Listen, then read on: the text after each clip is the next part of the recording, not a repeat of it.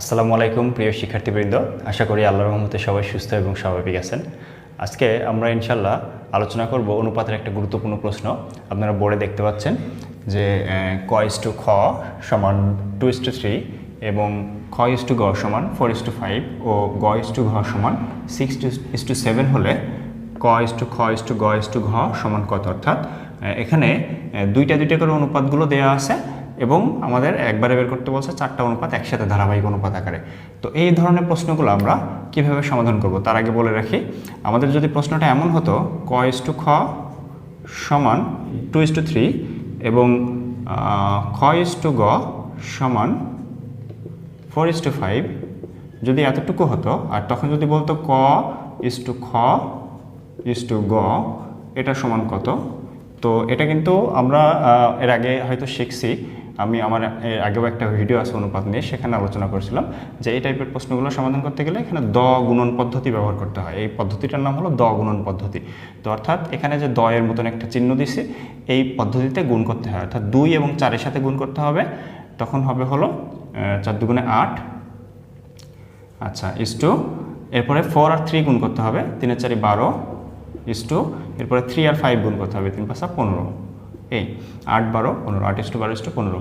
এখন আমাদের বলছে 4টা দিয়ে, ঠিক আছে? এখন এখানে কিন্তু ছিল 3টা, এখন বলতেছে 4টা দিয়ে, তখন আমরা কি করব? সেক্ষেত্রে আমাদের যেটা করণীয়,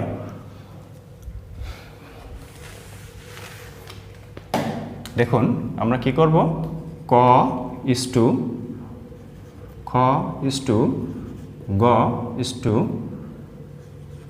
এটা লিখব। এখন দেখুন প্রথমটা কি দেওয়া আছে, 2:3, ক/খ = 2:3, তো আমরা ক এর নিচে 2 আর খ এর নিচে 3 লিখব। আচ্ছা, তারপর এটা দেওয়া আছে খ/গ = 4:5, অর্থাৎ খ আর গর সাথে এখন আমাদের 4 আর 5 লিখতে হবে, তবে এক লাইন নিচে 4 5। আচ্ছা, তারপর দেওয়া আছে গ/ঘ = 6:7, অর্থাৎ গ এবং ঘ এর নিচে 6 আর 7 লিখতে হবে, আরেক লাইন নিচে 6 7।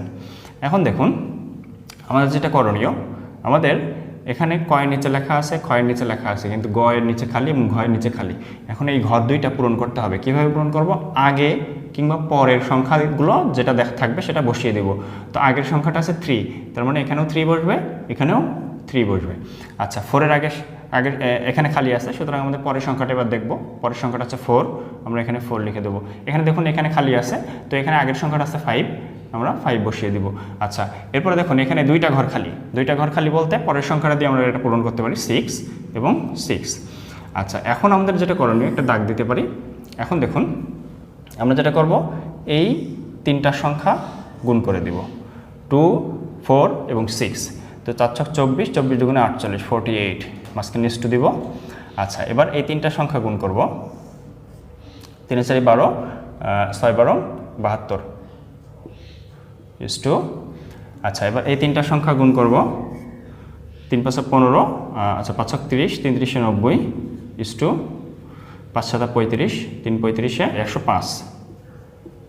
আচ্ছা, এই যে দেখুন আপনারা যে অনুপাতটা দেখতে পাচ্ছেন এখানে 48:72:90:105, এখানে 3 দিয়ে কাটাকাটি করা যায়। দেখুন 3 দিয়ে যদি কাটাকাটি করি সেক্ষেত্রে এখানে হচ্ছে হলো 3 16 48, এখানে হচ্ছে 3 24 72, 3 30 90, এখানে 3 35 35। আচ্ছা, এই হলো 16:24:30:35, এটা হলো আমাদের ক/খ/গ/ঘ এর অনুপাত।